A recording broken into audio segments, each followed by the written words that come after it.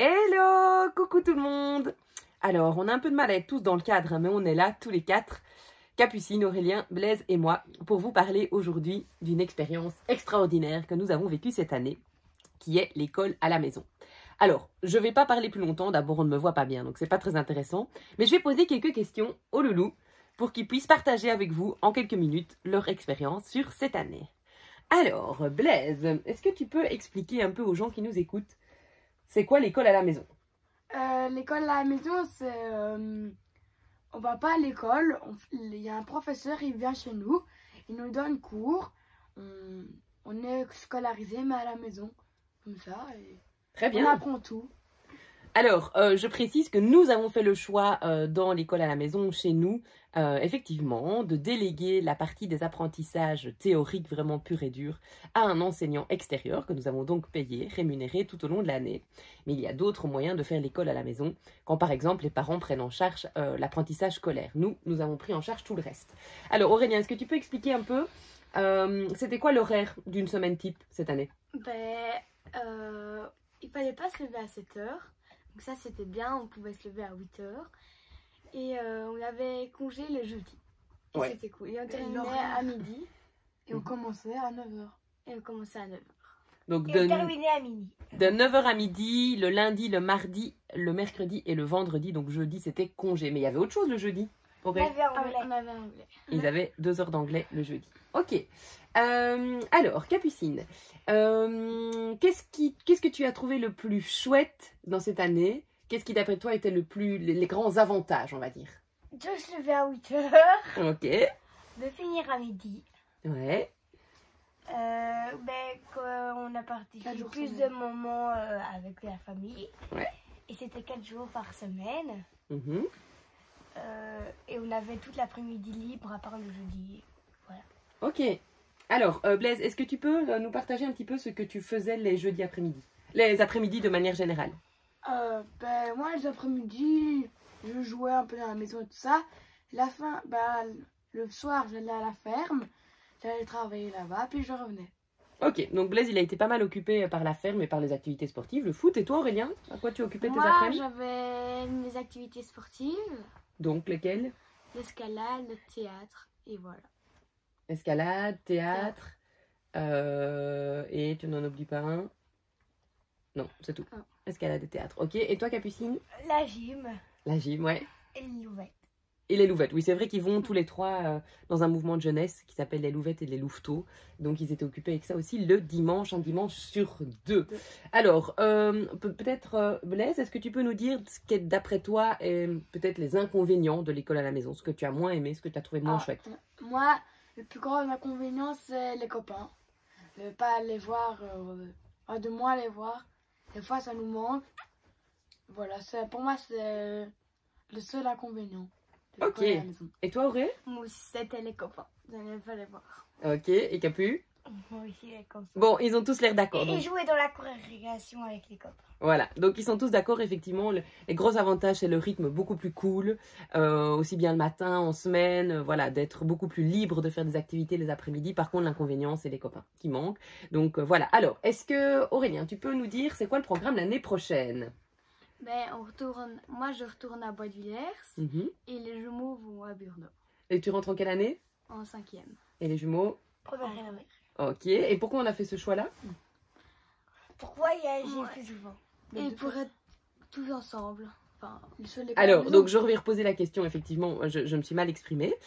Pourquoi a-t-on fait le choix de l'école à la maison cette année? Donc Aurélien, tu as dit? Pour être tous ensemble, pour pouvoir plus voyager. Ok, passer plus de temps en famille, voyager, effectivement. On a réussi malgré le Covid à bouger quand même. Capu, tu crois qu'on a fait ce choix-là? Pourquoi? Il y a une autre réponse? Non, c'était pour tester un nouveau mode de vie. Et voilà. Tout à fait. Et Blaise? C'est un peu tout ce qu'ils ont. Moi, je répète un peu tout ce qu'ils ont dit, c'est ça, non? Rien d'autre. Ok, moi je voudrais quand même rajouter que la raison pour laquelle on l'a fait, c'est déjà que c'était une année particulière avec le Covid. Donc on s'est dit, ça sera quand même une année un peu spéciale pour les enfants. Donc tant qu'à faire, allons-y. Franchement. Et puis la deuxième chose, c'est que Blaise, il avait tendance à s'ennuyer un peu à l'école et Capucine, elle avait du retard à l'école. Et donc, on avait envie de remettre un peu tout ça à plat aussi. Et d'ailleurs, Capu, je te renvoie la question. Est-ce que tu penses que tu as rattrapé le retard que tu avais l'année passée? Ouais, parce qu'avant, il y avait très très dur aux maths. Mhm. Maintenant, ça va un peu mieux. Et Et tu crois que c'est grâce à quoi? parce que déjà, on avait un professeur pour nous trois, donc il savait plus s'occuper de nous. Et Ouais, donc je pense que le fait que Capucine soit se retrouver juste avec ses frères en tout petit groupe comme ça, avec un seul prof qui est disponible à 100%, hein, ça l'a vraiment aidé à oser poser des questions et à oser redemander quand elle ne comprenait pas. Ça l'a aidé, donc on est très content de ce point de vue-là. Et Aurélien, est-ce que tu penses que tu vas t'ennuyer à l'école l'année prochaine? Oui. Oui, Oui. Qu'est-ce que vous en pensez? Arthur, il comprend très vite Aurélien. Donc Arthur lui a expliqué des trucs de 6e et il a compris. Et donc il aura... Et puis aussi, tout ce que Arthur nous dit, il retient et du coup... Ah, donc c'est vrai que Aurélien il a été toute l'année avec les jumeaux et donc quand Arthur expliquait quelque chose aux jumeaux, Aurélien l'entendait. Donc c'est vrai qu'il a compris déjà pas mal de choses, on verra bien, hein, mais tant mieux. Hein. Ça veut dire que tu as déjà appris certaines choses. Donc je pense que ça c'est un des avantages aussi à souligner, c'est que l'école à la maison permet de respecter le rythme d'apprentissage de chacun des enfants. Et de ne pas devoir les obliger finalement à apprendre une matière parce que c'est la matière prévue cette année-là, de pouvoir aller plus loin ou plus lentement en fonction de chacun. Donc ça, c'est vraiment un des gros avantages. Alors, on va terminer cette petite vidéo. Donc, on disait qu'effectivement, nous, on a fait le choix de les remettre à l'école l'année prochaine. Pour nous, l'inconvénient le plus grand, clairement... Tiens, est-ce que vous savez? Oui. Vas-y, Capu. Je crois que c'est parce qu'on est à un horaire strict. Du coup, on pourra pas voyager. Ah, l'école, oui. Mais pourquoi est-ce que papa et moi, on a décidé de vous remettre à l'école l'année prochaine? Qu'est-ce qui nous semble difficile dans l'école à la maison? De nous garder tout le temps. Oui. On est insupportable. Non, c'est pas vrai. Ils sont pas insupportables, mais c'est vrai que pour nous, les adultes, parce qu'on a continué à travailler, évidemment, Thibaut et moi, toute l'année, hein, d'avoir 4 enfants non-stop à la maison, c'est épuisant.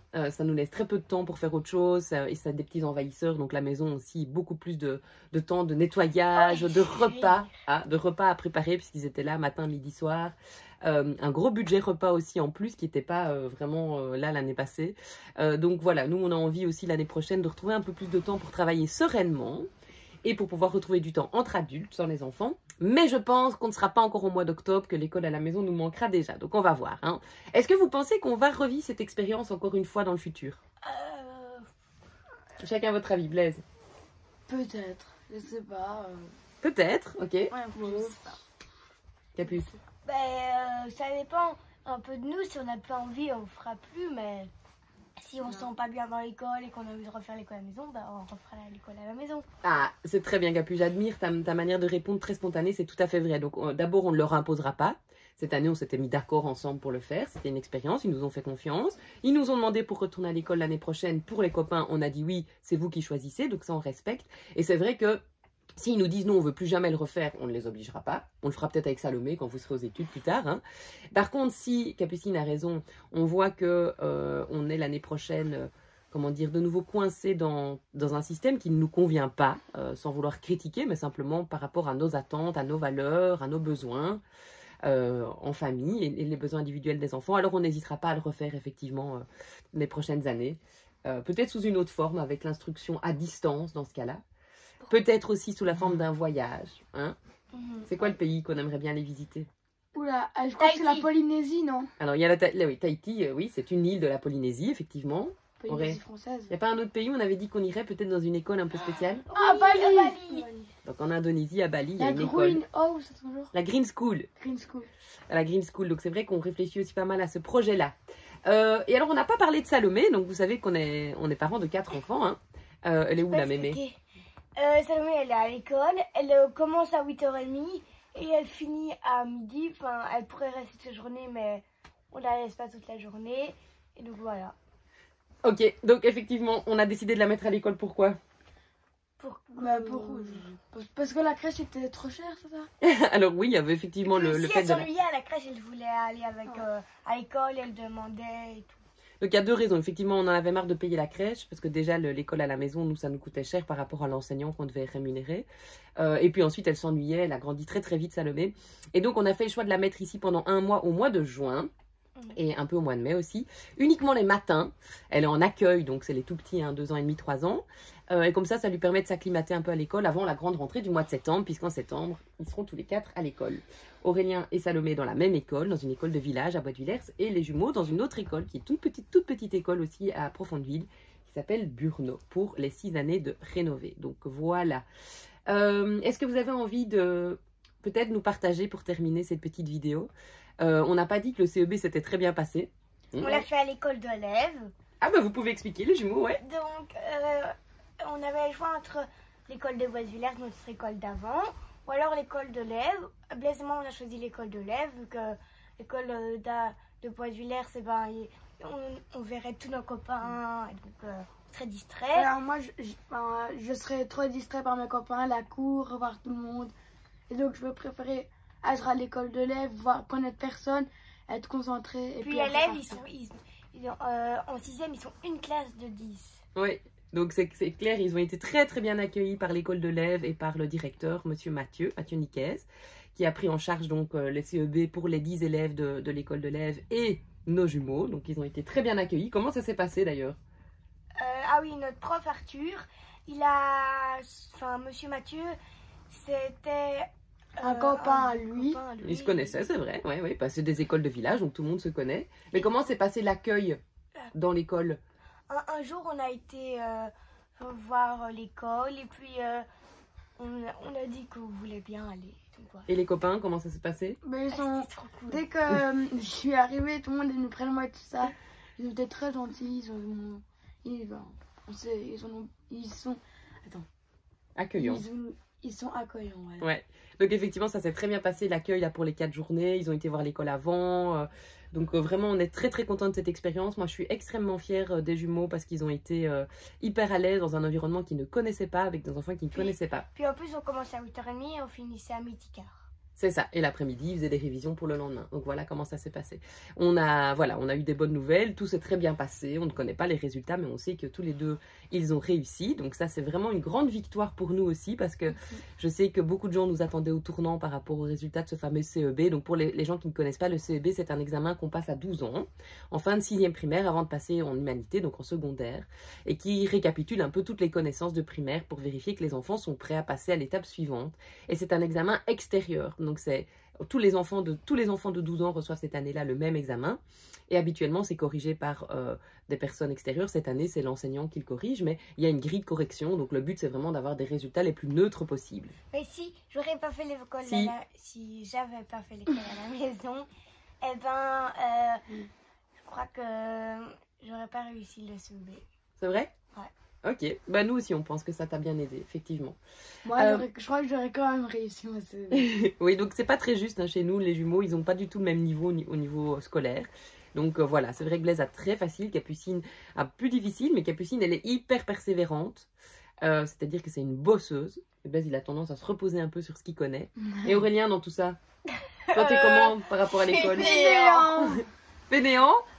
Glandeur? C'est un fainéant, ouais. Dès qu'il vient de voir, un peu comme ça. C'est vrai qu'Auré, qu'est-ce qu'il aime dans la vie? Regarder des films. Oui. Dormir. Oui. Allez, réponds. Bah, faire le quoi? Faire le clown.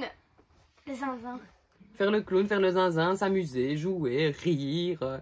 Lui, voilà, il adore ça. Donc, c'est vrai qu'il a tendance à... Il trouve l'école un peu barbante, hein.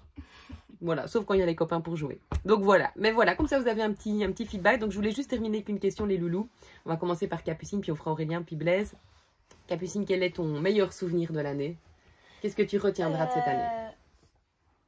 Un prof génial. Puis j'ai passé plus de moments avec mes frères et ma soeur, ma petite soeur.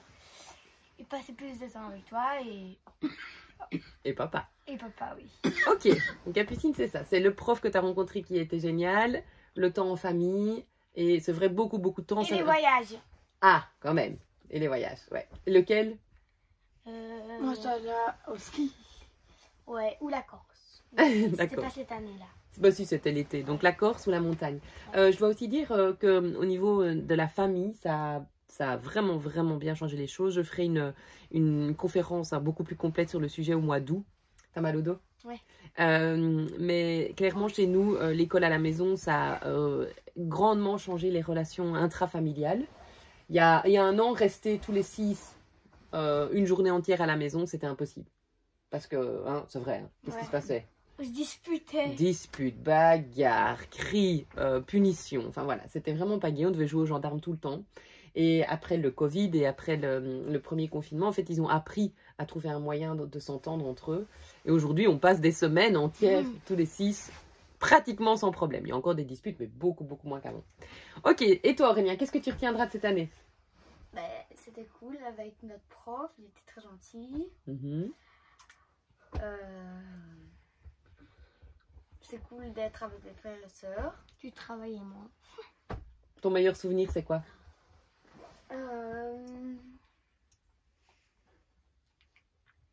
Rigoler avec Arthur. Rigoler avec Arthur.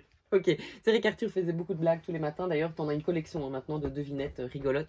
Moi, sinon, je dirais Aurélien, un de tes meilleurs souvenirs, est-ce que c'était pas quand on était à la montagne et qu'on jouait avec le chien? Ah si. Hein?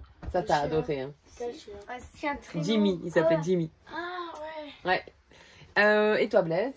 Ton meilleur Moi, mon souvenir? meilleur souvenir, c'était cette année, c'est la ferme. Ouais. Parce que sans l'école à la maison, j'aurais pas pu aller à la ferme. Est-ce que tu veux prendre quelques minutes pour expliquer c'était quoi le projet par rapport à la ferme et ce que tu as fait là-bas? Alors, là-bas, j'y vais souvent vers 4h, 4h30. Et c'est où la ferme par rapport à la maison? C'est dans la rue. C'est, je sais pas, 500 mètres. Ouais. Et j'arrive là-bas. Je fais plein de petits trucs. Je vais voir les veaux. Je donne un petit peu à manger. Enfin, ça, c'est toujours un peu... C'est pas... Il n'y a pas... Après, à 5h, on commence la traite. Enfin, d'abord, avant, je cherche les vaches. Je trais. Après, je soigne les veaux. Soigner les veaux, c'est-à-dire donner le lait, donner les biberons, donner à manger, donner... Voilà. Après, souvent, papa, à ce moment-là, il arrive. Sinon, quand il n'arrive pas, ben, Arnaud, c'est le fils de la ferme, il m'apprend à conduire le tracteur pour que après je sache donner à manger aux vaches tout seul avec le tracteur. Et tu tries pas? Si, il trait avant, ouais. Je trais avant. Et puis le papa, là, il arrive. Et puis, ce que j'aime le plus, c'est quand on ramasse les ballots. Où là, je passe la journée entière, je suis dans le tracteur et tout ça. Ça, c'est ce que j'aime le plus. Donc voilà, c'est vrai qu'on en a déjà parlé un petit peu dans les autres vidéos, mais Blaise, il a un caractère bien à lui. Hein. C'est un enfant qui est hyperactif, hypersensible aussi, qui est au potentiel. Donc c'est un enfant qui est très intéressé par beaucoup de choses et qui est passionné de la ferme depuis toujours. Et donc, pour pouvoir gérer un peu ce surplus d'énergie et ces explosions régulières à la maison, on a été demandé à la ferme d'à côté s'il ne pouvait pas aller travailler. Et en fait, il s'est pris complètement de passion pour la ferme. Tu as appris beaucoup de choses. Hein. Il a appris beaucoup de choses et ça a vraiment été une expérience géniale. Et je crois que c'est ce qui fait aussi la réussite de notre école à la maison cette année. C'était pour toi la ferme. Donc, je suis contente que ça soit de ça que tu retiennes. Mais tu continueras l'année prochaine.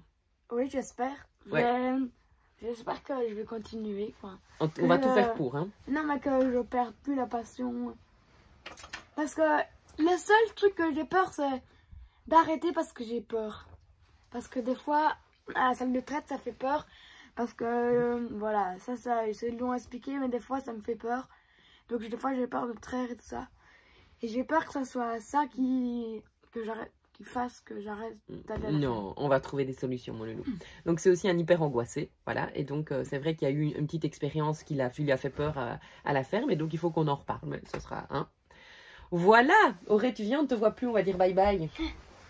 Bon voilà mes petits loulous, moi je suis super fière de vous, super fière que vous ayez accepté de nous suivre dans cette aventure, super fière que vous ayez mené cette année avec toute votre bonne volonté, vous y avez tout mis, super fière que les jumeaux aient réussi leur année. Aurélien, je t'ai vu beaucoup évoluer aussi, donc vraiment c'est pour nous que du positif.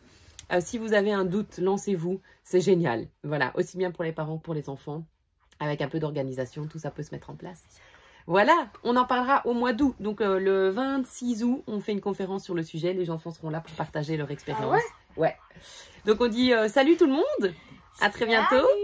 Salut. Passez un bel été, profitez bien. Nous, hein, on va en profiter, on va partir en vacances plusieurs fois là. On a décidé de bouger pas mal puisque les frontières sont rouvertes, qu'on peut bouger, etc. Donc on y va.